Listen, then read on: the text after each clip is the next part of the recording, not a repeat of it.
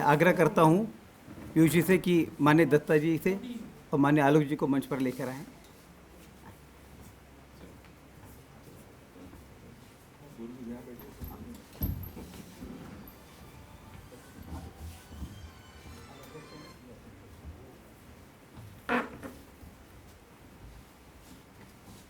हमारे दोनों सम्मानित लेखक डॉक्टर विनय नलवा व श्री अरुण आनंद से भी आग्रह है कि अपना स्थान ग्रहण करें।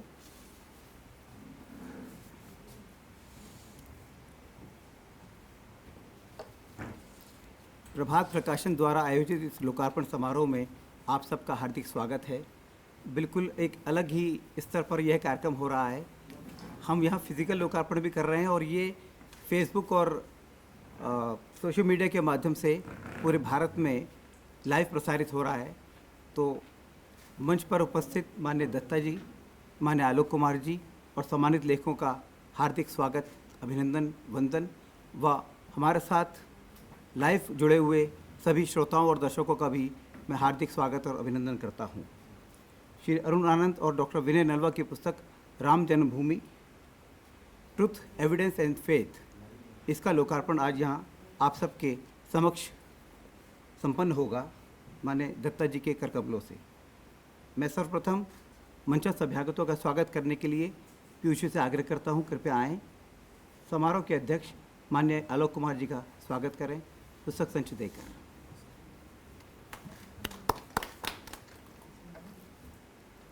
हमारे मुख्य अतिथि माननीय दत्तात्रेय हुसवाले जी का स्वागत।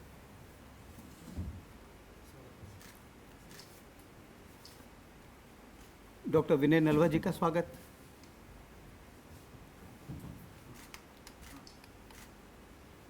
और श्री अरुण आनंद जी का भी हृदय से स्वागत है। मित्रों, श्री राम जन्मभूमि हमारे आराध्य श्री राम का जन्म स्थान है। कोटि कोटि सनातनियों की श्रद्धा और आस्था का केंद्र है अयोध्या, जहां मर्यादा पुरुषोत्तम श्री राम का जन्म हुआ। हमारे श्रेष्ठ हिंदू धर्म व संस्कृति को नष्ट करने के कुत्सित प्रयासों के अंतर्गत मुगल आक्रांताओं ने श्री राम मंदिर का विध्वंस कर दिया। उसके बाद से निरंतर इसके पुनर्निर्माण हेतु प्रयास होते रहे और हिंदू धर्मानुरागियों और राम भक्तों का बलिदान होता रहा। 1980 के दशक में श्री राम जन्मभूमि पर श्री राम का मंदिर बनाने के लिए एक राष्ट्रव्यापी आंदोलन प्रारंभ हुआ और वह हिंदुत्व के नवजागरण का पुनर्जागरण का केंद्र बिंदु बन गया। हिंदुओं की सुप्त चेतना को जागृत करने का एक अद्भुत और पुनीत कार्य इस अभियान के कारण संभव हो पाया। बहुत संघर्षपूर्ण कालखंड था वह पूरा, जब हिंदू समाज ने अपने आराध्य के लिए एक भव्य मंदिर निर्मित करने का संकल्प लिया। प्रभु कृपा से अब श्री राम मंदिर के निर्माण के सत्कार्य का शुभारंभ 5 अगस्त को हो रहा है। यह एक ऐतिहासिक घटना है। यह पुस्तक श्री राम जन्मभूमि के संदर्भ में विश्व के इतिहास में लड़े गए सबसे बड़े मुकदमे, पूरे घटनाक्रम, साक्ष्यों और सत्यता को बहुत सरल सुबोध भाषा में प्रस्तुत करती है। मैं आग्रह करता हूँ, इस पुस्तक के लेखक श्री अरुण आनंद वरिष्ठ पत्रकार हैं। अनेक प्रतिष्ठित चैनलों और समाचार पत्रों से आप संबद्ध रहे हैं। आपके राजनीतिक सांस्कृतिक विषयों पर लेख निरंतर प्रकाशित होते हैं। अनेक पुस्तकें उनकी प्रकाशित होकर लोकप्रिय हुई हैं। मैं उनसे आग्रह करता हूँ वे आएँ, इस पुस्तक के संदर्भ में कुछ कहें। श्री अरुण आनंद जी।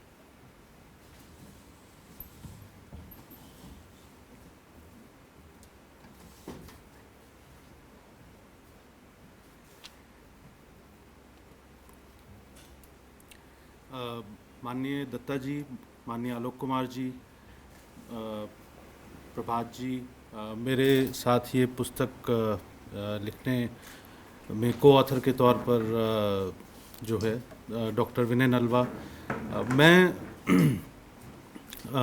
जो मेरी पिछली पुस्तक थी द सैफरन सर्च और उससे पहले नो अबाउट आरएसएस भी जो मैंने पुस्तक लिखी, मेरा ये मानना है कि हर पुस्तक का एक ट्रिगर पॉइंट होता है और पत्रकारिता में भी रहते हुए और बाद में कई जगह विश्वविद्यालयों में जाते हुए और युवाओं से बात करते हुए इस पुस्तक का जो एक ट्रिगर पॉइंट है वो ये है कि अक्सर ये सवाल उठाया जाता है कि जब भी बहस हुई राम जन्मभूमि के बारे में, 2 चीज़ों के विषय में। एक तो जो भगवान राम हैं उनकी जो हिस्टोरिसिटी है, उनकी जो ऐतिहासिकता है, क्योंकि उसे लेकर जो है रामायण लिखी गई, फिर रामचरितमानस, और कई भाषाओं में रामायण जो है वो का अनुवाद हुआ।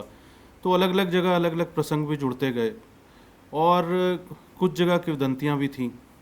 और फिर एक पूरा, मैं जिसे कहूँगा कि एक कॉन्स्पिरेसी, एक षड्यंत्र चला कि हमारे जो भी राष्ट्रपुरुष हैं या जो भी राष्ट्रीय व्यक्तित्व हैं उनको एक तरीके से आप कह सकते हैं डिमीन करने का। जैसे मैं आपको एक उदाहरण दूं, दो लोगों का, गोस्वामी तुलसीदास और कालिदास। गोस्वामी तुलसीदास जो उनकी अभी 27 जुलाई को ही जो है जयंती थी, उनके बारे में हमारे पाठ्य पुस्तकों में और हमारी फिल्मों में, हमारे लोकप्रिय साहित्य में जो है सिर्फ एक छवि, एक आम आदमी के मन में यह है कि गोस्वामी तुलसीदास अपनी पत्नी के प्रेम में इतने पागल थे कि वो सांप को रस्सी समझ के जो है वो उनसे मिलने के लिए जो है छत पर गए, और उनकी पत्नी ने उन्हें फटकार लगाई कि इतना अगर प्रेम जो है वो भगवान राम से कर लेते तो तुम्हारा बेड़ा पार हो जाता, और इसलिए उन्होंने इसके बाद रामचरितमानस लिखी। किसी ने ये नहीं बताया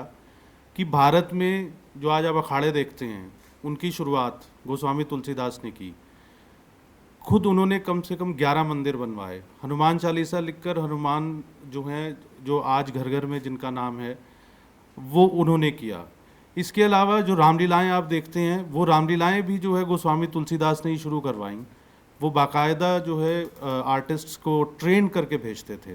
तो ये सारी चीज़ें हमें नहीं बताई। और इसी तरीके से कालिदास के बारे में एक ही प्रसंग जो है वो सबसे ज़्यादा प्रचलित हुआ, वो ये कि वो जिस डाल पर बैठे थे उसी डाल को काट रहे थे। तो ये जो डेमोनाइज करने का, डिमीन करने का, जो हमारे सांस्कृतिक परंपरा के प्रतीक हैं, तो ऐसा ही कुछ जो है वो भगवान राम जो है उसको लेकर भी प्रश्न खड़े किए गए। फिर दूसरा जो इसका एक ट्रिगर पॉइंट है वो ये है कि लोग अक्सर ये पूछते, खासकर जो अपने आप को तथाकथित प्रगतिशील कहलाना पसंद करते हैं, कि स्कूल बनवा दीजिए, वहाँ अस्पताल बनवा दीजिए, भगवान राम के मंदिर तो लाखों हैं, वहाँ पे ऐसी क्या खास बात है कि भगवान राम का मंदिर बनवाने की ज़रूरत है। तो दूसरा ट्रिगर पॉइंट इन सवालों के जवाब। और कुल मिलाकर एक जो है वो चैलेंज और ये रहा है इसमें पूरे राम जन्मभूमि का जो पूरा आप कह सकते हैं कि राम जन्मभूमि से जुड़ी जितनी भी चीज़ें हैं, देखिए ये बड़ा ही अपने आप में कॉम्प्लेक्स मसला भी है। और 500 साल तक तो लगभग जो है वो संघर्ष ही चल रहा था, जो अब जाके जिसका एक लॉजिकल कंक्लूजन हुआ। तो उसमें दो तरीके की किताबें लिखी गई, एक वो जो टोटली इसको अपोज करती थी, और दूसरी वो जो टोटली जो है वो इस कॉज को सपोर्ट करती थी। लेकिन ये एक्चुअली जो फैक्चुअल पोजीशन है क्या, और आम आदमी के मन में बड़ी क्यूरोसिटी इस चीज़ को लेकर थी। तो एकेडमिक डिस्कोर्स और आइडियोलॉजिकल डिस्कोर्स के बीच का जो गैप है उसे ब्रिज करने की मुझे लगता था कि बड़ी ज़रूरत थी, कि अंततः जो है वो एक आम आदमी की भाषा में उसके मन में जो प्रश्न उठते हैं उनका उत्तर दिया जा सके। तो हमारे मन में भी ये प्रश्न उठते थे, तो इसलिए हमने उन प्रश्नों के उत्तर खोजने का प्रयास किया। पुस्तक, जैसा प्रभात जी ने कहा, तथ्यात्मक है, एक्सटेंसिव बिब्लियोग्राफी है इसमें। और बाकी मुझे लगता है कि इसमें जो भी कई लोगों ने बड़ा सहयोग दिया, जो है अमन सिन्हा जी हैं, उन्होंने इस पुस्तक की लीगल एस्पेक्ट की वेटिंग में, विराज गुप्ता जी हैं, उनका जो कंपेंडियम उन्होंने लीगल एस्पेक्ट्स पर जो है पूरा जो लीगल क्रोनोलॉजी उन्होंने जो है एक कंपेंडियम प्रकाशित किया था, उससे बहुत मदद मिली। और तो इस प्रकार से काफ़ी लोगों ने जो है इसमें मदद की, और मुझे लगता है कि आप लोगों को पुस्तक अच्छी लगेगी। और पुस्तक के कंटेंट क्या हैं इस विषय में जो मेरे साथ जो है मेरी को ऑथर हैं, मैं समझता हूँ कि वो बताएंगी तो ज़्यादा बेहतर रहेगा। धन्यवाद। धन्यवाद अरुण जी। डॉक्टर विनय नलवा इस पुस्तक की सह लेखिका हैं। वे एक शोधकर्ता हैं और इतिहास में उनकी विशेष अभिरुचि है।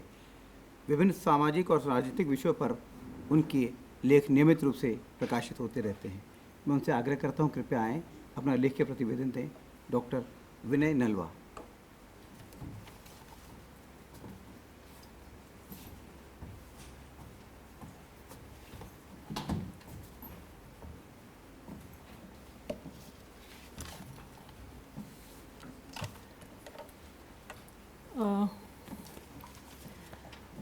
respected dignitaries at the dais, august audience, and all those who are watching us live. I welcome you all for this book launch, and now I'll talk a little about the content of the book. When we started working on this book, we came across, interestingly, several accounts of foreign travelers, British administrators, as well as Muslim scholars, writers, commentators, and biographers who have chronicled what happened in Ayodhya. These accounts proved to be clinching evidence about the destruction of the temple at Ram Janmabhoomi and how it was part of the larger context, larger scheme of things, where Hindu temples, specifically the important ones, were destroyed. To give you a glimpse, I quote some of them from this book. Among the foreign travelers, it was William Finch. He was a European traveler. He came to India in 1608, and he visited Ayodhya, where he has written travel accounts about the existence of the ruins of Ramkot, which was the castle of Ramachandra, and houses where Lord Rama had incarnated thousands of years ago. He found Brahmin priests in the ruins of the castle, recording the names of the pilgrims. He was told it had been a custom for the last several hundred years. Then there was Thomas Herbert, who described Ayodhya in his published work, Some Years' Travels into Diverse Parts of Asia and Africa, in 1638. In this book, he mentioned many monuments, and most memorable among them was the castle of Ramachandra. He called it pretty old castle of Ramachandra. He described it as an antique monument built by Ramachandra some 9,94,500 years ago. He also recorded the presence of Brahmins, recording the names of the pilgrims. Another important account was of Joseph Tiefenthaler in the form of a book, Descriptio Indiae, that is, Description of India. He was an Austrian Jewish priest who stayed in Awadh between 1766 to 71. And in India, he stayed for more than 2 decades, and he was well versed with Persian and Sanskrit. His account is taken as a most authentic account.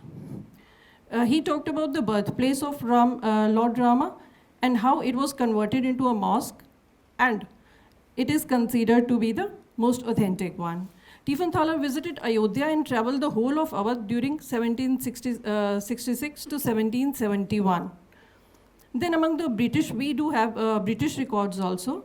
And in British records, it was East India Company's Gazetteer of 1854. It was written by Edward Thornton. It's important is that he mentions about Babur's mosque being embellished with 14 columns of elaborate workmanship taken from the old Hindu temple. It also mentioned that the Hindus practiced pilgrimage and devotion on the Ram Chabutara, that was platform-like structure, which they believed to be Lord Rama's cradle. Another one is historical sketch of Tehsil Faizabad. It was a book written at 1870. It was written by P. Carnegie, who was the officiating commissioner and settlement officer of Faizabad. It gives detailed description about the location of the Ram Janmasthan and about Hindus worshipping at the place of birth of Lord Rama amidst the conflict with Muslims. He described the Ramkot palaces and Ram Janmasthan, saying that the columns of Janmasthan temple were used by Muslims in the construction of the Babur's mosque. So these are just few examples I have quoted. You would find many more in the book.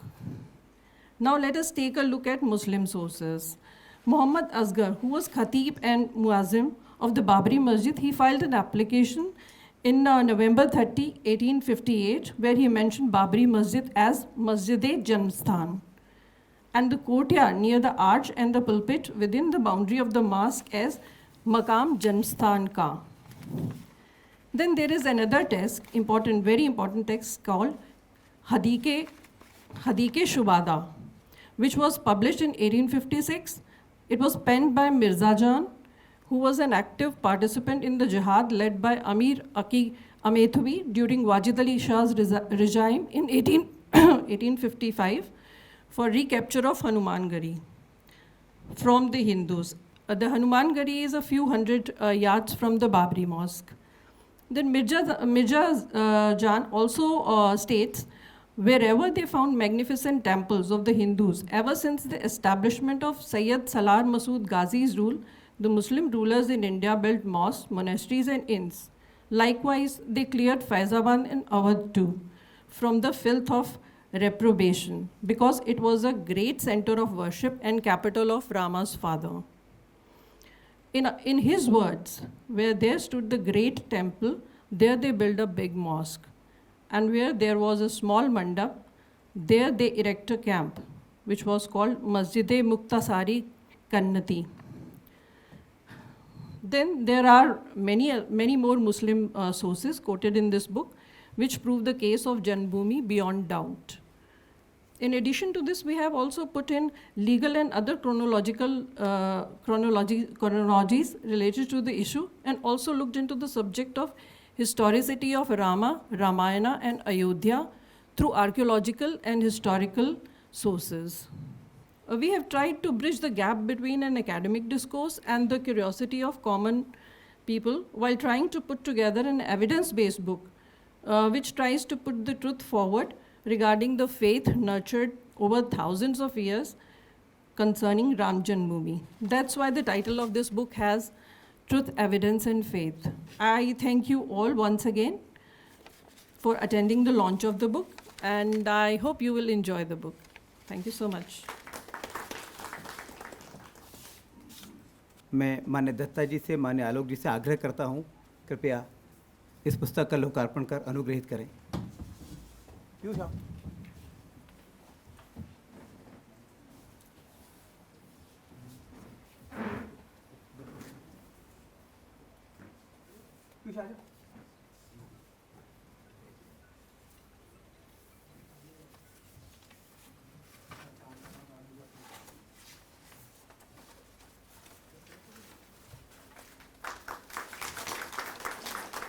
बिना संकोच ताली बजाइए।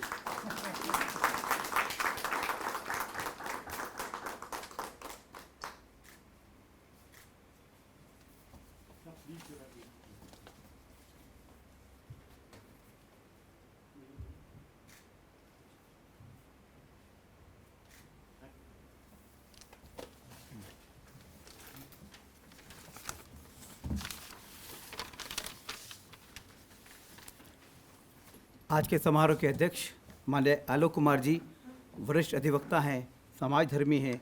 राष्ट्रीय स्वयंसेवक संघ में आपने अनेक महत्वपूर्ण दायित्वों का निर्वहन किया है।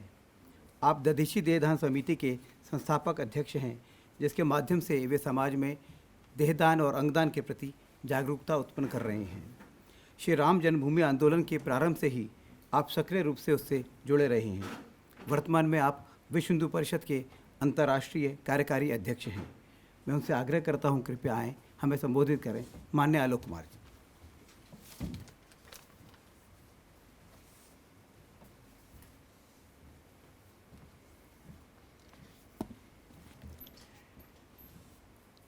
माननीय दत्ता जी,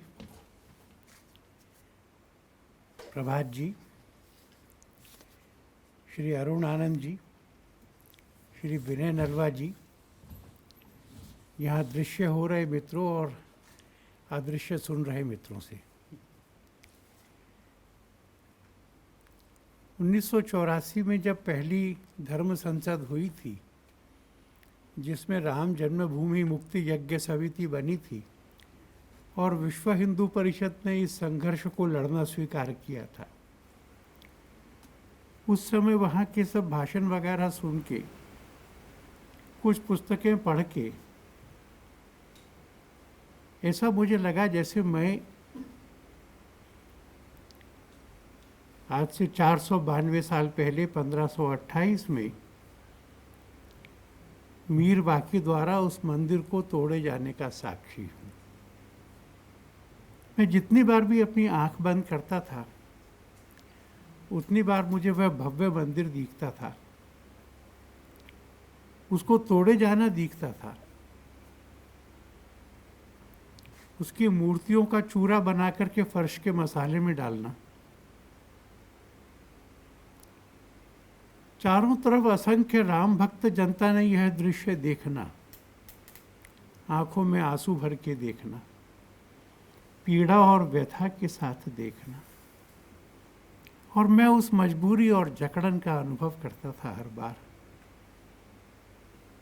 जिसमें हमारे हृदय में बसे हुए राम, उनके जन्म स्थान का मंदिर, उसके तोड़े जाने को हम देख रहे हैं, रोक नहीं पा रहे। ये जो एक मजबूरी थी, ये जो हेल्पलेसनेस थी, इसका इस आंदोलन में भी कई चरणों में हमको अनुभव हुआ। जब लड़ रहे थे तब तो नहीं हुआ, पर जब लड़ाई के बीच में एक लंबा विराम आ गया 1992 के बाद में, जब कोर्ट के फैसले की प्रतीक्षा करनी थी और कोर्टों के पास में इस मुकदमे के लिए समय नहीं था, और मैं बार बार ये मंदिर को जब टूटता हुआ अपनी कल्पना में देखता था तो सोचता था क्यों, और मेरे मन में स्पष्ट होता था कि ये मस्जिद नहीं बनाई गई है। पराजित हो गई जाति को यह बताया जा रहा है कि देखो तुम अपमानित लोग हो, तुम पराजित लोग हो, तुम्हारे भगवान को भी हम चूरा कर सकते हैं, कोई बचाने नहीं आएगा। ये राष्ट्र का आत्मविश्वास तोड़ने की, आत्महीनता से उसको भरने की एक दुष्चक्र था, और इसलिए भारत की राष्ट्र आत्मा ने लगातार इसके खिलाफ संघर्ष किया। संपत्ति के लिए नहीं किया, स्वाभिमान के लिए किया, अवंज करने के लिए किया। आज दुनिया के सब देशों में ब्लैक लाइव मैटर्स, यह BLM के लोग उन बुतों को जो तोड़ रहे हैं, नदी में गिरा रहे हैं, माने इतने सारे गए, इतने सारे रास्ते में मर गए, जो पहुंचे उन्होंने गुलामी की। गुलामी के व्यापार के लोगों के बुतों को दुनिया भर में तोड़ रहे हैं, इसका वही संदेश है। कांग्रेस ने अपने शासन में दिल्ली में अंग्रेजी राजे महाराजाओं की जो प्रतिमाएं हटा दी थी, ये वही संदेश है। किंग्स वे को राजपथ कहना, क्वींस वे को जनपथ कहना दिल्ली में, ये वो संघर्ष था। इस संघर्ष में प्रारंभ के लोगों में कैसे विचित्र लोग थे। मैं PV नरसिम्हा राव की पुस्तक पढ़ रहा था, प्रधानमंत्री जो रहे, कि जिस समय 1949 में वहाँ मूर्तियाँ प्रकट हो गईं और पूरी अयोध्या और उसके आसपास के लोग वहाँ पर आकर के और पूजन करने लगे, उस समय नेहरू जी ने क्या किया। अब ये नरसिम्हा राव ने लिखा है, इसलिए इसको प्रामाणिक माना जाना चाहिए।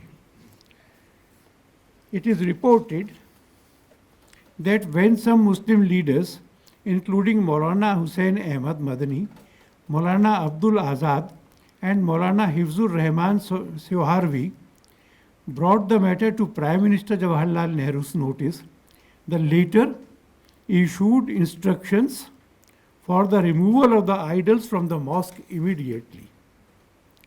क्या प्रधानमंत्री को तथ्यों की जानकारी नहीं करना चाहिए था? क्या उन्होंने उत्तर प्रदेश की सरकार से पूछना नहीं चाहिए था कि क्या हुआ है? क्या दोनों पक्षों की बात नहीं जानी चाहिए थी?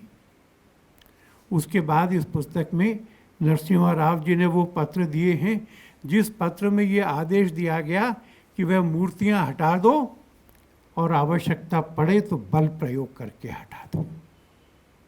जबकि वहाँ के डिप्टी कमिश्नर कह चुके थे कि गोली चलाए बगैर नहीं होगा, और फिर नहीं हटी इस आदेश के बाद भी। इसका कारण है वो पत्र जो के नायर ने लिखा। I would therefore emphasize that the question of removing the idol is not one which the Superintendent of Police and I can agree with or carry out on our initiative. The alternative solution which I propose to government has a fair chance of success in preserving peace and policy. If this solution is not accepted, and if the government decides to remove the idol and face the consequences, then it is only fair that I, having only lost government's confidence in this matter, and being of the view that the solution dictated to me is neither correct, necessary, advisable, nor legally justifiable, should not be asked to put into effect. I would, if the government decided to remove the idol at any cost, request that I be relieved and replaced by any officer who may be able to see in that a solution, a merit which I cannot discern. जब ये उसने कहा और विद्रोह कर दिया कि मैं नहीं करूंगा, तब सरकार बैकफुट पर आई। पर ये संघर्ष 84 के बाद बढ़ता गया। हमने आपने देखा उसको, चिड़िया को भी पर नहीं मारने देंगे। क्या लोकतंत्र में ऐसे धमकाया जाता है? लखनऊ से आगे की सड़कें बंद कर दी, लखनऊ के आगे ट्रेन नहीं जाती थी, और राष्ट्र ने चुनौती को स्वीकार करके सब लोग पैदल चले गए। रात में भी गांवों से गए, नदियों के अंदर से गए। वहाँ पे अयोध्या में जब धर्मशालाएं बंद कर दी तो घरों में ठहरे, और जब अशोक जी आए उनके सिर पे पत्थर लगा, उसका रक्त तो उनकी धोती तक पहुँच गया। और जिसको वास्तव में मतवाले कहते हैं, ऐसे वो आगे बढ़ते जा रहे थे। सारी अयोध्या सड़कों पर आ गई, सारे कारसेवक सड़कों पर आ गए। मुलायम का अहंकार गिर गया। और तीसरा दृश्य 6 दिसंबर का, कोई नहीं कहता कि उनके पास शस्त्र थे, एक्सप्लोसिव्स थे, जेसीबी थी। केवल मन का संकल्प था, हनुमान की भक्ति थी, हाथ और पैर का उससे 5 फीट चौड़ी दीवारों का वह ढांचा गिर गया। अब वहां पर मंदिर बन रहा है, जैसा चाहते वैसा बन रहा है, आसमान को छूता हुआ बन रहा है। कुछ विरोध के स्वर हैं और टीआरपी के कारण से टेलीविजन को दिखाने पड़ रहे हैं, पर उद्धव ठाकरे को छोड़कर किसी मेजर पॉलिटिकल पार्टी की लीडरशिप ने इसका विरोध नहीं किया है, आपत्ति नहीं की है। सबकी एक व्यापक सहमति है, कुछ लोग मौन हो गए हैं। अब मंदिर बन रहा है। तो जैसा मैंने शुरू में कहा कि ये प्रॉपर्टी डिस्प्यूट नहीं था, ये मंदिर का डिस्प्यूट भी केवल नहीं था, ये इस राष्ट्र में रामत्व को जगाने का है। और इस रामत्व को जगाने का मतलब ये है कि जब राम गुजरेंगे और कहेंगे कि यह आश्रम है, पर इसमें कोई पशु पक्षी जीव जंतु क्यों नहीं है, केवल एक शिला क्यों है, और वो जानेंगे कि क्यों अहिल्या को श्रापित कर दिया गया बिना किसी दोष के, और स्वयं वहां जाकर के उनको जागृत करेंगे स्त्री शक्ति का एम्पावरमेंट करने के लिए। वो शबरी के पास जाएंगे, वो अंगद के पास, वो सुग्रीव के पास जाएंगे, और जब कहा कि बहुत हीन जाति की हूँ मैं, तो भगवान स्पष्ट कहेंगे रामचरितमानस में, मैं जाति पाति नहीं देखता हूँ, मैं भक्ति देखता हूँ, सबको समान मानता हूँ। तो क्या ऐसी समानता देश भर में लाने का, समरसता लाने का, क्या जिनको वानर और भील कह करके ट्राइबल जातियों को उनके पास जाकर के उनका आत्मविश्वास और पौरुष जगा करके, अयोध्या की सेना नहीं, मिथिला की सेना नहीं, उनको आत्मविश्वास जगा करके नंगे पैर उनके बीच में रह करके, उनको मित्र कह करके और भरत जैसा भाई कह करके, और जब भी कोई समस्या आती थी तो उनसे परामर्श करते हुए सारे समाज को साथ लेकर के समुद्र को बांध करके जाना। क्या हम देश भर में ऐसा करेंगे? आतंकवाद की दृष्टि से जो आकर के ऋषियों के आश्रमों को भ्रष्ट करते थे, उनकी हड्डियों के पहाड़ हो गए थे। उस आतंकवाद के लिए भुजा उठाकर प्रण करना निशिचरहीन करऊं जगमही। राम मंदिर का ये संदेश होगा। कोई गरीब नहीं था उनके राज में, कोई भूखा नहीं था उनके राज में, कोई संस्कारहीन नहीं था उनके राज में। तो क्या हम इस देश के अंदर से गरीबी को हटा करके, अशिक्षा को हटा करके ज्ञान का और समृद्धि का प्रकाश लाने के लिए स्वयं काम करेंगे? तुलसीदास जी ने बड़े आग्रह से लिखा है कि नदी भी स्वच्छ थी और उसकी घाटों पर थोड़ी भी कीचड़ नहीं थी। पर्यावरण के लिए उन्होंने जो कहा, जो उन्होंने वन्य जीवन और जंगलों के लिए कहा, तो एक ऐसा अभियान इस पूरे देश में उठेगा, बढ़ेगा, जो इस देश में रामत्व की स्थापना व्यक्ति के जीवन में, हृदय में, समाज में सामूहिक तौर पर करेगा। और इसमें से ये स्वाभाविक उत्सुकता लोगों को हो सकती है कि बहुत समय ना लगे, थोड़े थोड़े में हम सब जान जाएं। ऐसी एक गुटका चाहिए, प्राइमर चाहिए। तो ऐसा एक वाइड एंगल व्यू वाली पुस्तक इस काम में हम सबकी मदद करेगी।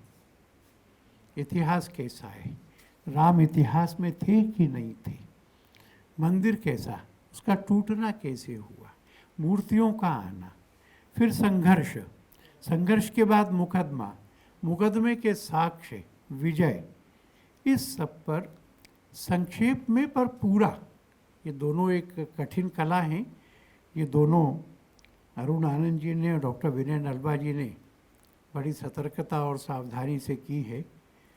प्रभात जी के लिए मैं बहुत अभिनंदन करता हूँ कि इस तरह की पुस्तकों को हमारे सामने वो रखते हैं, और विश्वास करता हूँ कि ये पुस्तक, इसका स्वागत होगा, बड़ी मात्रा में पढ़ी जाएगी। एक अध्यक्ष को जितना बोलना होता है उससे ज़्यादा समय मैंने लिया, माफ़ करें। बहुत बहुत धन्यवाद। धन्यवाद भाई साहब। जो संकल्प आप लोगों ने लिया था, उस पीढ़ी को मैं नमन करता हूँ, क्योंकि कई पीढ़ियाँ तो हमने अपने सामने देख ली। माने अशोक जी, माने अडवाणी जी, इन सब के नेतृत्व में ये राम जन्मभूमि आंदोलन हुआ था।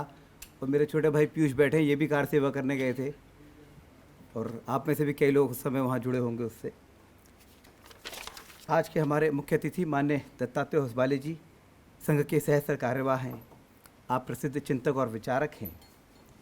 उनकी मातृभाषा कन्नड़ है, पर वे हिंदी, अंग्रेज़ी, तमिल, संस्कृत, मराठी के अलावा और भी अनेक भाषाओं के मर्मज्ञ हैं। आपके चिंतनपूर्ण लेख समाज को दिशा देते हैं, प्रबोधन करते हैं। मैं उनसे आग्रह करता हूँ, कृपया अपने उद्बोधन से हमें समादृत करें। माननीय दत्ता जी।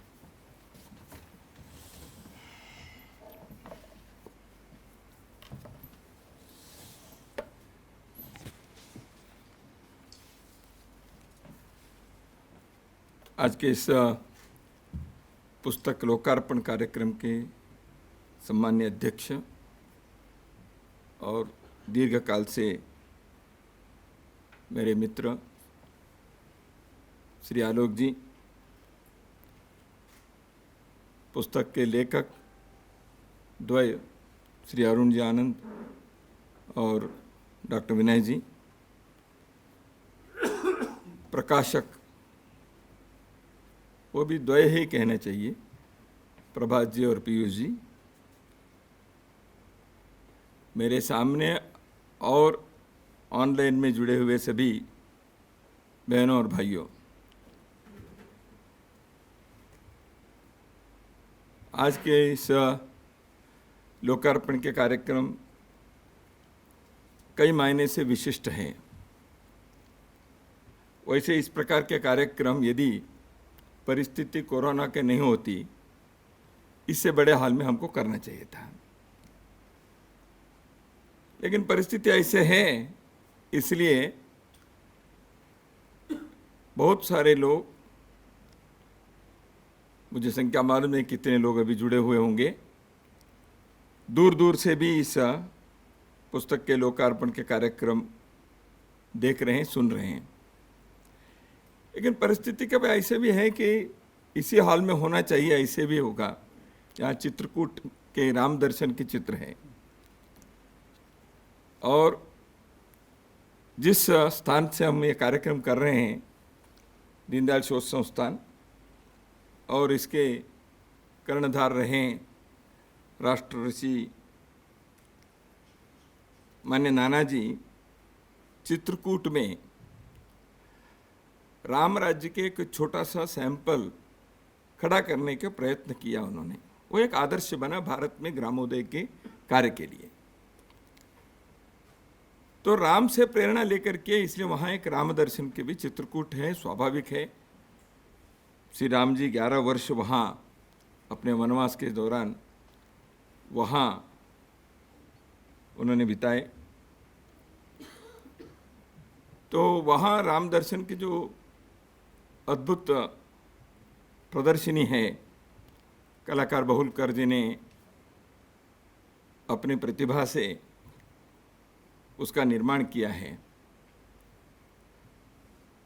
तो इसलिए कहीं ना कहीं ये संयोग भी होना चाहिए, ऐसे हुआ होगा। तो इसलिए कार्यक्रम आज यहाँ सभी प्रकार के वर्तमान नियम को पालन करते हुए करने में हम बाध्य हो गए। मैं सर्वप्रथम लेखक दोनों को और प्रकाशकों को साधुवाद देता हूँ, बधाई देता हूँ। अभी 5 दिन के बाद जिस अयोध्या में जिस मंदिर के, भव्य मंदिर के स्थापना के सपना देखते हुए पिछले लगभग 500 वर्ष संघर्ष हुआ है, उस संघर्ष के परिणति होने के, संघर्ष तो हो ही गया है, उसके जो प्रतिफल अभी मिलना है, उसके मंदिर निर्माण कार्य के शुभारंभ होने वाला है। भारत के प्रधानमंत्री वहां जा रहे हैं। तो उसके पूर्व ऐसे एक पुस्तक की आवश्यकता आज है क्या? मान्य आलोक जी ने इसके बारे में कहा है। लेखक दोनों ने इस पुस्तक की कुछ उसकी पृष्ठभूमि भी बताए हैं। लोग हमेशा कहते हैं मंदिर बहुत है, अयोध्या में क्यों मंदिर चाहिए? इस पुस्तक के प्रस्तावना में और अभी अपने वक्तव्य में अरुण जी ने वही बताया। लोग कहते हैं वहाँ अस्पताल बनाओ, विद्यालय बनाओ, उसका उत्तर भी उन्होंने दिया ही है। तो ऐसे पुस्तक भी बहुत है अयोध्या के बारे में, फिर भी क्यों पुस्तक चाहिए? जब लेखक पुस्तक लिखते हैं, एक संदर्भ होता है, एक परिस्थिति होती है। अब देश के अंदर जब मंदिर निर्माण के कार्य के शुभारंभ होने जा रहा है, उस समय देश में एक चर्चा चलेगी, स्वाभाविक है, होना भी चाहिए। और खास करके 1992 के पश्चात जन्मे जो पीढ़ी है, उनको इस ऐतिहासिक दीर्घतम संघर्ष के बारे में बहुत ही कम ज्ञान है। और वो अंग्रेजी पढ़ने वाले पीढ़ी भी है। तो इसलिए उनको ध्यान में रखकर इस पुस्तक की रचना की गई, यह भी लेखकों ने कहा है। तो इसलिए यह एक बहुत बड़े विद्वानों के लिए नहीं है, रिसर्च किए विद्वान लोगों के लिए कोई नई बात यहाँ नहीं कह रहे, वो लोग नहीं कह रहे हैं। सहजता से पढ़ना और अयोध्या के इस राम मंदिर के इतिहास, जो संघर्ष है, उसके कई आयाम, इसको विभिन्न अध्यायों में लेखकों ने यहाँ रखने का बहुत ही अच्छा प्रयास किए हैं। संघर्ष राम जन्मभूमि मुक्ति के लिए और मंदिर निर्माण के लिए भारत के इस भूमि पर संघर्ष हुआ, बैटल इन द फील्ड। संघर्ष न्यायालय में हुआ, लखनऊ में, भारत के सर्वोच्च न्यायालय दिल्ली में लीगल बैटल हुए, संसद में चर्चा हुई इसकी, एक बार नहीं कई बार। अंततोगत्वा जब सुप्रीम कोर्ट ने इसके बारे में 9/11 को, वो 9/11 सितंबर 11 था, ये 9/11 नवंबर 9 है, तो जब सर्वोच्च न्यायालय ने अपने निर्णय सुनाया, उसमें उन्होंने ये कहा कि भारत की सरकार इसके लिए न्यास बनाए।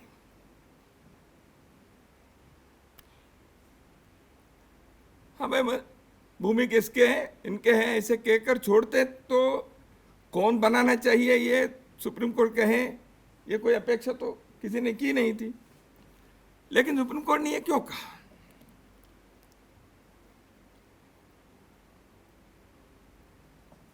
इन सारे विषयों के तो भारत सरकार उसके भी एक इस देश के सांस्कृतिक धरोहर के, इस देश के राष्ट्रीयता के प्रतीक के साथ इस देश के भारत के सरकार संविधान यदि जुड़े नहीं हैं तो इस मंदिर का और सरकार के कोई ताल्लुक है? वो केवल it is not the legal connection, it is not the administrative connection और रिलेशन, उसके साथ एक कल्चरल रिलेशन है, एक रेस्पॉन्सिबिलिटी है भारत सरकार की।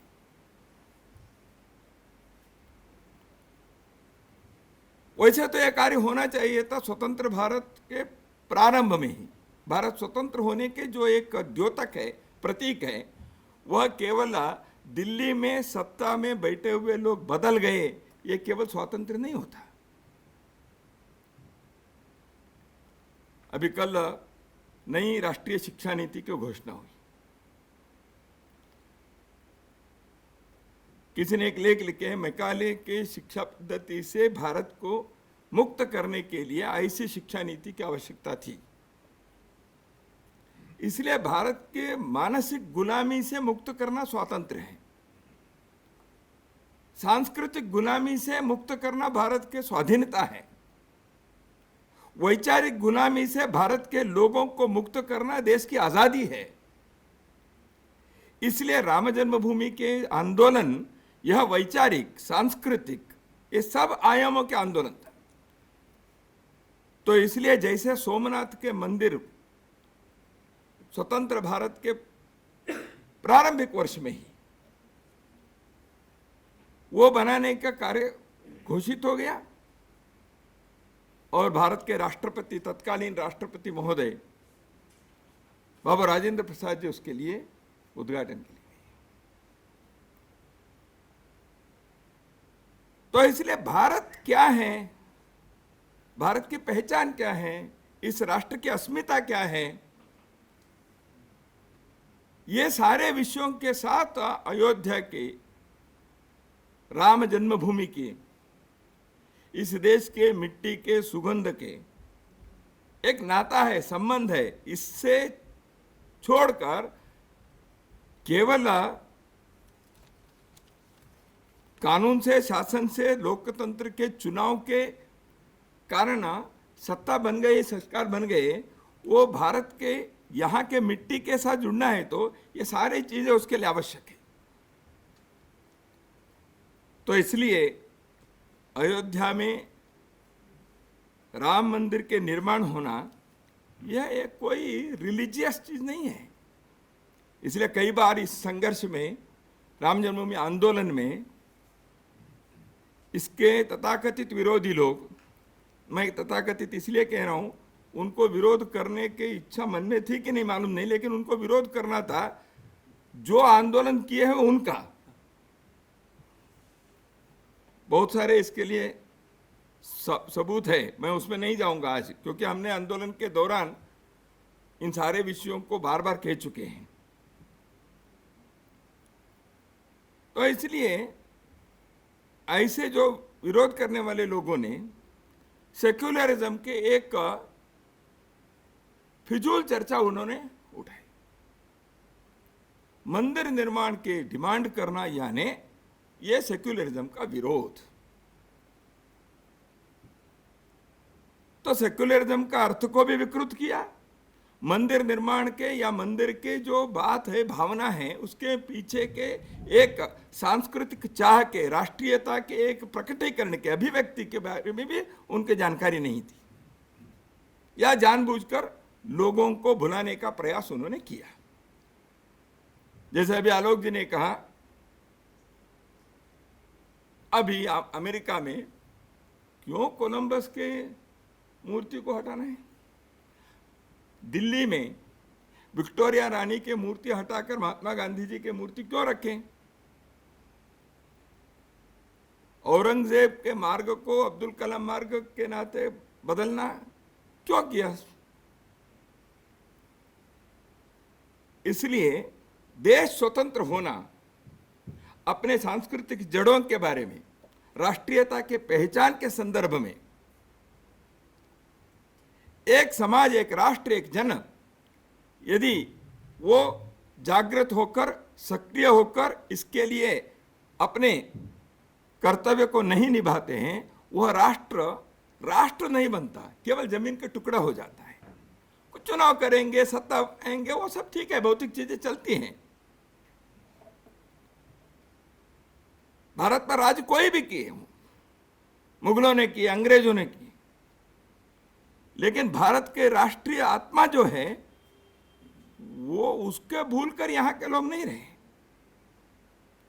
इसलिए उस आंदोलन के दौरान भी गीता रहस्य जैसे ग्रंथ के प्रकाशन हुआ, राम राज्य की बात आई, लोकमान्य तिलक और महात्मा गांधी जी सरी के लोगों ने इस प्रकार के विषय को लोगों के सामने रखा। शिवाजी की जयंती के उत्सव मनाया गया, गणेश उत्सव मनाया गया, केवल महाराष्ट्र में नहीं, दूर के बंगाल में गुरुदेव रविंद्रनाथ टैगोर ने इस विषय को उठाया। एक राष्ट्रीयता के कुछ अभिव्यक्ति के प्रतीक होते हैं। अयोध्या में राम जन्मभूमि पर होने वाले, निर्माण होने वाले मंदिर, ये केवल कुछ कर्मकांड के, धार्मिक चीजों के मंदिर के नहीं है। वहां पूजा होगी, जो पद्धति है उस प्रकार से होगी, वहां जिस संप्रदाय के, जिस पंथ के जो करना वो तो करेंगे, क्योंकि वो एक पद्धति है, लेकिन वो केवल ऐसे एक मंदिर नहीं है ना। इसलिए इस राष्ट्रीयता के, अस्मिता के एक प्रतीक के नाते, धरोहर के नाते, स्मारक के नाते सोचना चाहिए, यह वर्तमान पीढ़ी को समझना चाहिए। दो तीन बातें मैं संदर्भ में कहना चाहता हूं कि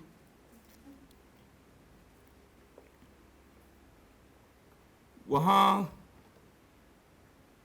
प्रधानमंत्री जा रहे हैं तो कई लोगों ने उसके बारे में कुछ बेसुर से कुछ बोलना शुरू किया। उनके राजनीतिक कुछ दृष्टि विचार होते हैं, कुछ मजबूरी भी होती है, वो करते हैं। हैदराबाद के सांसद महोदय ने एक, वहां देखो भाई 400 वर्ष वहां तो मस्जिद थी ना, 400 वर्ष मस्जिद थी तो उसको आप भूल नहीं सकते हैं। आज अभी मंदिर करेंगे, 400 तो मस्जिद थी, तो उसको कैसे आपने भूल गया? वो तो कंटिन्यू करना चाहिए। ये ऐसा है, भारत में और किसी देश में 150-200 वर्ष अंग्रेज यहां राज किए, कैसे उनको आप उखाड़ फेंकेंगे भाई? 500 वर्ष यूरोप में और अमेरिका में अपार्थीड है, वर्णभेद है, नस्ल भेद है, इतने वर्षों से है, उसको क्यों हटाना चाहिए? ऐसे कोई पूछने से जो मूर्खता है वही मूर्खता है। इसलिए यह एक प्रतीक है गुलामी के। इस देश के सांस्कृतिक चिन्ह पर, प्रतीक पर, अस्मिता पर एक परकीय विचार, आक्रांताओं के एक उनके जो आधिपत्य जमाने के जो चाह है, उसके वो प्रतीक था। उस संकेत को हटाना था देश के अंदर स्वाभिमान को निर्माण करने के, राष्ट्रीयता को जगाने के लिए। इसलिए मैंने कहा स्वतंत्रता यानी केवल राजनीतिक स्वातंत्र्य नहीं है, मानसिक सांस्कृतिक गुलामी से मुक्त करना ही स्वातंत्र्य है। And the political emancipation was only the first gate to be opened for the rest of the gates to be opened. तो इस अर्थ से राम जन्मभूमि पर मंदिर निर्माण के स्वर्णिम क्षण अभी आ गया है। इस पृष्ठभूमि में ये जो पुस्तक अभी प्रकाशित हुई है, इसमें जैसे मैंने कहा लेखकों ने इसके जो सब टाइटल दिए हैं, ट्रूथ, एविडेंस और फेथ। इसके बारे में प्रारंभ में प्रभात जी ने भी कहा है, इसके तथ्य के, इसके बारे में सबूत जो है उसके, साक्षी के और विश्वास जो है, इन तीनों के आधार बनाकर इन्होंने विभिन्न अध्यायों में इस विषय कहा है। डॉक्टर विनय जी ने कुछ विषय, इसमें मैंने अभी जैसे पुस्तक कल मिली तो देख रहा था, खास करके मुस्लिम स्कॉलर्स ऑन राम जन्मभूमि जो है वो एक विशेष चैप्टर है। कई बार लोगों को ऐसे विषयों के बारे में जानकारी नहीं रहती, भावनात्मक दृष्टि से कुछ हो रहा है, ऐतिहासिक तथ्यों के बारे में नजरअंदाज कर देते हैं, ओझल हो जाता है या उसके बारे में इंटरेस्ट होता है। 1949 के अंदर जो वहाँ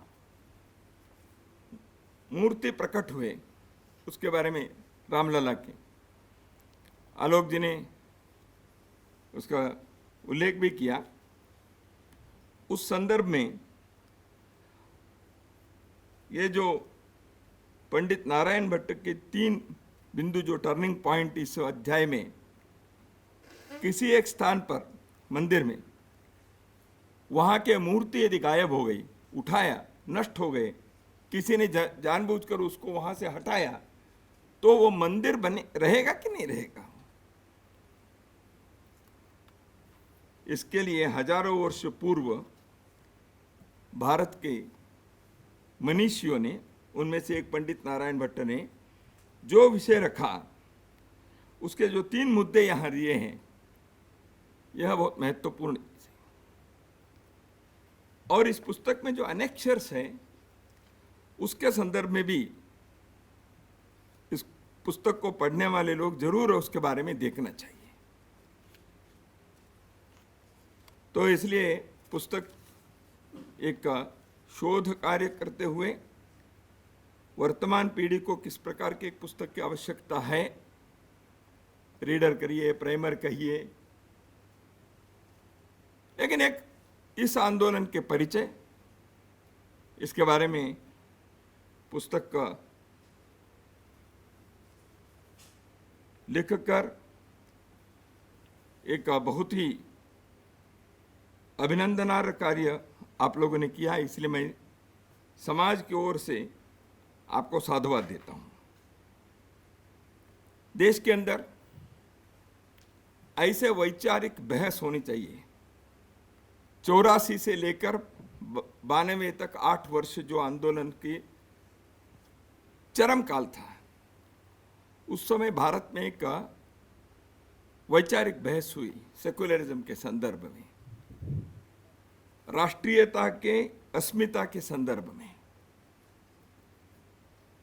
शायद विश्व के दृष्टि से एक संयोग है, भारत में जब भारत की अस्मिता की, राष्ट्रीयता की यह बहस चल रही थी, विश्व के अन्य देशों में उसी प्रकार के एक बहस प्रारंभ हुई। 1989 में पहले कार सेवा के पहले 1990 के अक्टूबर में कार सेवा हुई। उससे पूर्व 1989 में देवोत्थान एकादशी के दिन शिलान्यास का कार्यक्रम हुआ। उस समय भी ये कहा गया था आंदोलनकर्ताओं की तरफ से, यह राष्ट्रीय अस्मिता के, राष्ट्रीयता के, एक सांस्कृतिक पहचान के एक पुनर्जागरण के एक स्वर्णिम क्षण है। राष्ट्रीयता उभर रही है। 1989 was the same year Germany में बर्लिन के दीवार को वहां के लोगों ने तोड़ा था। वहां की राष्ट्रीयता राज्य शक्ति के कारण दो भागों में बट गई थी। राष्ट्रीयता नहीं बटी, देश बट गया। राष्ट्रीयता लोगों के दिलों में हमेशा रही है। तो इसलिए पूर्व और पश्चिम जर्मनी के लोग उस दीवार को तोड़कर हम एक ही राष्ट्र के हैं, एक ही संस्कृति के हैं, एक ही पुरखों के हम लोग हैं, यह सिद्ध किया।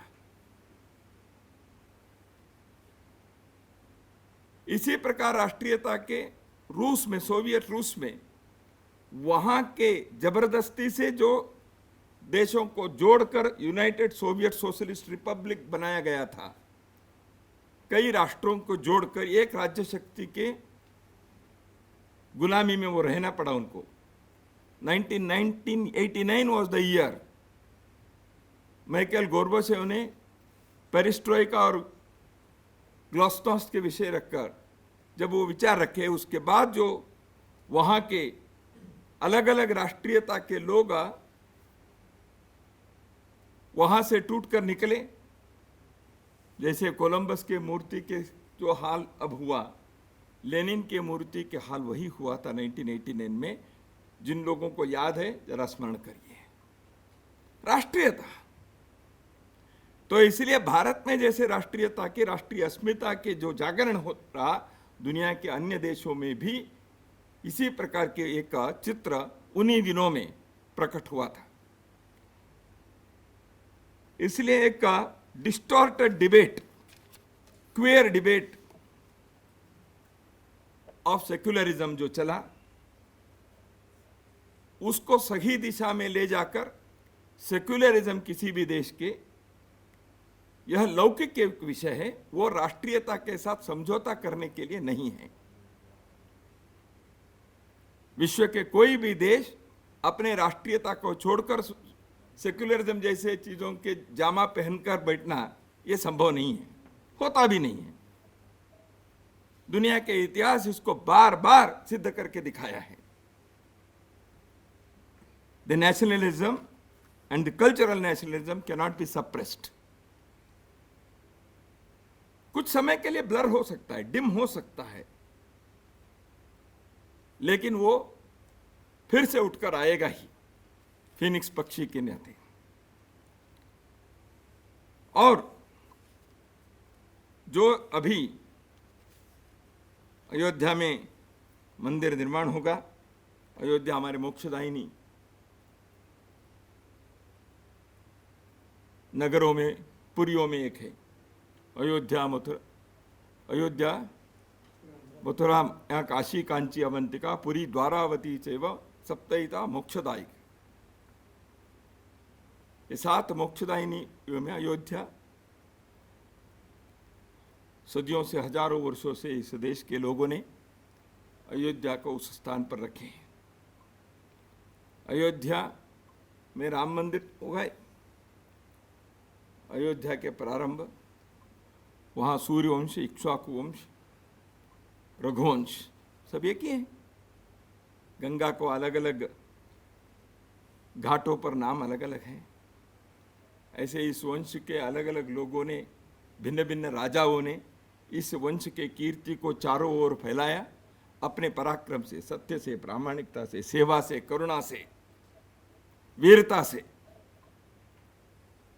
सगर चक्रवर्ती ने किया, इक्ष्वाकु ने किया, राजा हरिश्चंद्र ने किया, दिलीप ने किया, रघु ने किया, स्वयं दशरथ ने किया। प्रभु श्री राम ने भी किया। इसलिए अयोध्या भारत के लिए एक संदेश देता है। अयोध्या के इस संदेश को ऐसे समझना चाहिए। मैंने कुछ समय पहले दिल्ली में ही और एक कार्यक्रम में कहा था, मुझे उसी बात को कहने का मोह हो रहा है। दिल्ली पर अंग्रेजों के वर्चस्व चला गया, लेकिन देश पर, यानी दिल्ली पे ना सत्ता गया, वो जो स्वतंत्र हो गया, लेकिन अंग्रेजियत के यूरोपीय मानसिकता के जो वर्चस्व इधर उधर दिखाई देता है, आज भी काम करता है, वो दूर होकर अयोध्या के वर्चस्व, अयोध्या के प्रभुत्व भारत के लोगों के दिल और दिमागों पर होना चाहिए। इसलिए अयोध्या के संदेश, अयोध्या के वर्चस्व यानी क्या, अयोध्या के प्रभुत्व यानी क्या, अयोध्या के राजाओं के जो वंशावली के श्रेष्ठ जीवन मूल्य है, जिसके लिए वो स्मशान में भी जाने के लिए स्वीकार किया सत्य के लिए एक राजा हरिश्चंद्र ने। रघुकुल रीत चली आई, प्राण जाए पर वचन न जाए कहने के लिए 14 वर्ष वनवास करने के लिए तैयार हुए। ऐसे जीवन मूल्यों के लिए इस देश के राजाओं ने जीने के लिए, मरने के लिए तैयार हुए। तो अयोध्या के संदेश वो है, श्रेष्ठ जीवन मूल्यों को घर घर में स्थापित करते हुए इस राष्ट्र को विश्व के राष्ट्रमालिका में ऐसे एक सम्मान के स्थान दिलाने का कार्य वर्तमान पीढ़ी को करना है।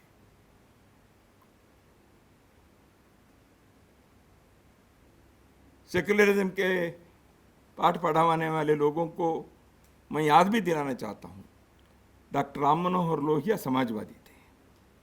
उन्होंने कहा था, मैं चाहता हूँ कि अयोध्या, द्वारका, पुरी, ये सारे जो तीर्थ स्थान हैं उसके बारे में दिल्ली में बैठी हुई सरकार, उस समय उन्होंने कहा था, उस समय कांग्रेस की, नेहरू जी की सरकार थी, दिल्ली में बैठी हुई सरकार जो अपने को दिखाना चाहता है तो हिंदू नहीं है, वो उस मोह को छोड़ दे, इन सारे तीर्थ क्षेत्रों को अच्छे बनाएं,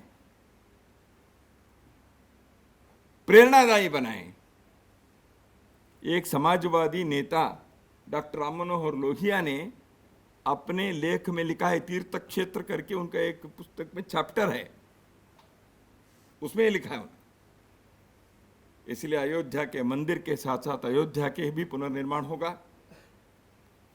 मंदिर और शहर के पुनर्निर्माण के साथ साथ वैचारिक दृष्टि से स्पष्टता, वैचारिक जागरण, सांस्कृतिक जागरण भी होना चाहिए, उसके लिए भी आवश्यक है। और अयोध्या के संदेश है राम राज्य की स्थापना। राम और रोटी ये दोनों साथ साथ चलेंगे। राम मंदिर विकास के प्रतीक है, राम मंदिर संस्कृति के द्योतक है, राम मंदिर इस देश के सर्वमुख विकास के लिए है। इसलिए राम राज्य के, आत्मविश्वास के, राष्ट्रीय सम्मान के ऐसे एक प्रतीक बनने वाले भव्य मंदिर का निर्माण होते समय ऐसे एक पुस्तक वैचारिक दृष्टि से, इतिहास को समझने की दृष्टि से प्रकाशित होना बहुत एक समयोचित, कालोचित ऐसे प्रयास है। इसके पीछे के लेखक और प्रकाशक सबको मैं फिर से एक बार साधुवाद देता हूँ। सभी को नमस्कार।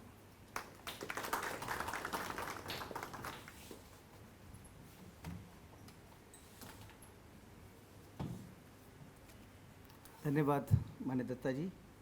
हम कार्यक्रम के अंतिम चरण में हैं। आप सब आगंतुकों के प्रति कृतज्ञता ज्ञापित करना मेरा पुनीत कर्तव्य है। हमारा सौभाग्य कि आज माननीय दत्ता जी के करकमलों से इस पुस्तक का लोकार्पण हुआ।